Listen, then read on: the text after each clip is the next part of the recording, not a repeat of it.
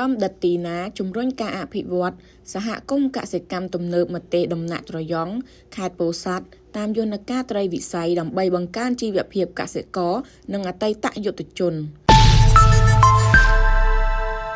នារសៀលថ្ងៃទី29ខែតុលាឆ្នាំ2025អាយដាមដទីណាបានអញ្ជើញជួបសំណេះសំណាលជាមួយពុកម៉ែបងប្អូនជាសមាជិកសហគមន៍កសិកម្មទំនើបមតេដំណាក់ត្រយងនិងពិនិត្យវណ្ណភាពនៃការរៀបចំអនុវត្តផែនការធ្វើពិពិធកម្មបង្វែរចេញពីដំឡូងមី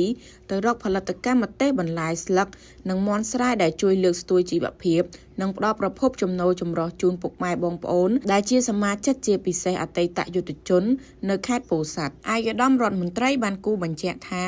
ការចងក្រងជាសហគមន៍កសិកម្មទំនើបនឹងផ្ដល់ផលប្រយោជន៍ជាច្រើនដល់ពុកម៉ែបងប្អូនដែលជាប្រជាកសិករយើងជាពិសេសការជួយកាត់បន្ថយថ្លៃដើមការប្រមូលទិញដុំការធានាទីផ្សារនិងតម្លៃតាមរយៈការចុះកិច្ចសន្យាលក់ទុកមុននិងជួយសម្រួលដល់ការអន្តរាគមន៍របស់រាជរដ្ឋាភិបាល